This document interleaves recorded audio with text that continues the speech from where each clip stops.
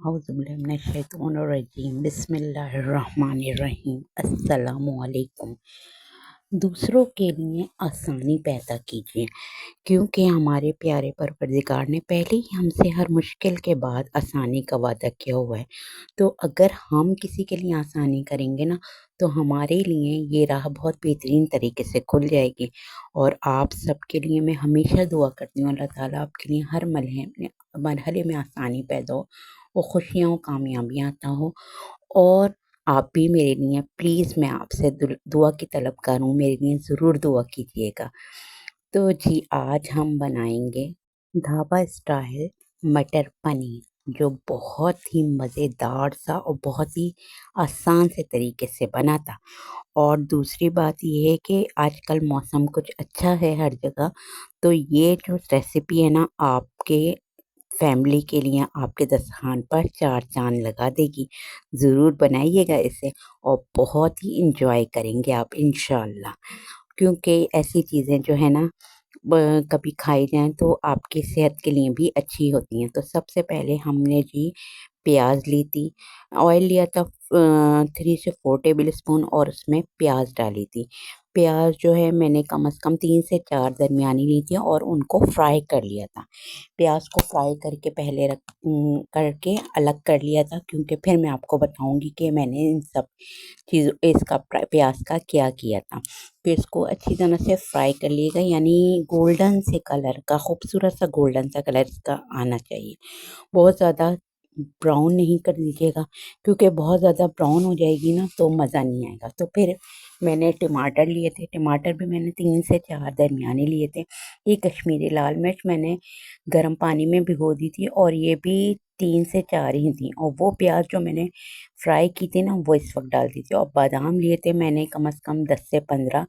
और मैंने कसा हुआ नारियल लिया था, वो लिया था मैंने कम से कम 1 कप के करीब, और थोड़ा-सा इसमें पानी डाला था और इन सब चीज़ों को ग्राइंड कर लिया था। ये मेरा मज़ेदार सा पेस्ट जो है मेरी रेसिपी में मज़ा दे देगा, बहुत ही ज़बरदस्त सा जो है टेस्ट ले आएगा।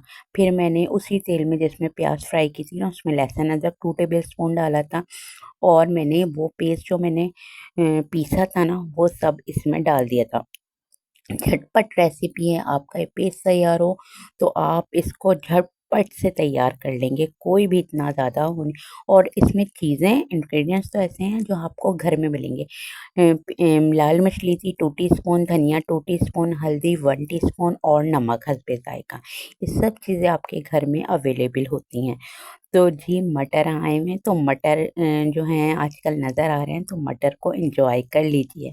बहुत ही मज़ेदार सी मटर पनीर जो है बना के तैयार करें, खुद भी खाएँ और फैमिली को भी एंजॉय कराएँ। ये देखिए, मेरा ऑयल इसमें ऊपर आ गया था ज़बरदस्त सा। इसका मसाला यमी यमी सा मज़े का बन गया था। पूरा मसाला इसमें जो है खूब अच्छी तरह से जो है क्या कहना चाहिए, भुन गया था।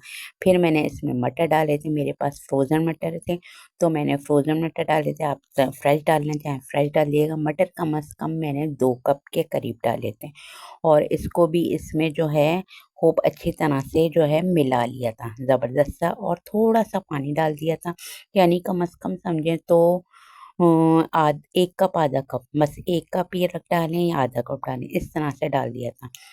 क्योंकि जो है ज़्यादा पानी बहुत ज़्यादा नहीं डालिएगा, क्योंकि ज़्यादा पानी हो जाता है तो वो मज़ा नहीं आता रेसिपी में।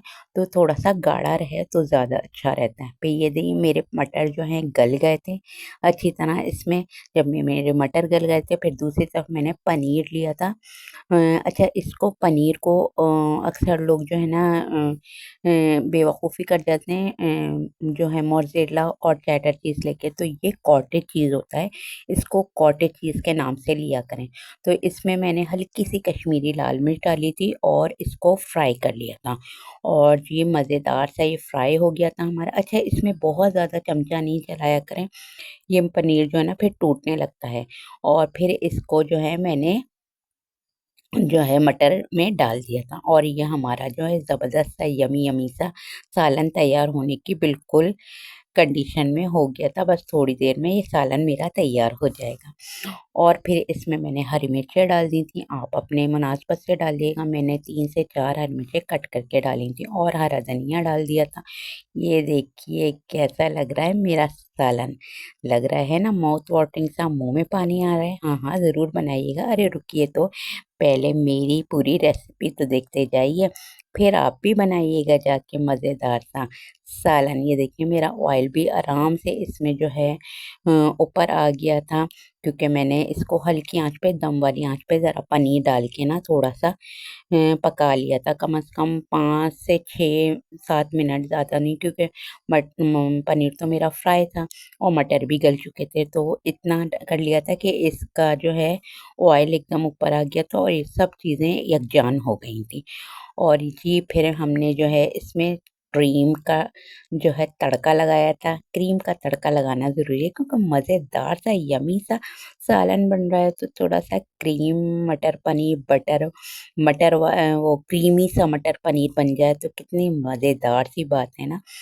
और फिर इसमें क्रीम को मिला लिया था और ये मेरा मटर पनीर यम्मी यम्मी सा तैयार हो गया था। कैसा लग रहा है? लग रहा है ना मज़ेदार सा, यम्मी यम्मी सा।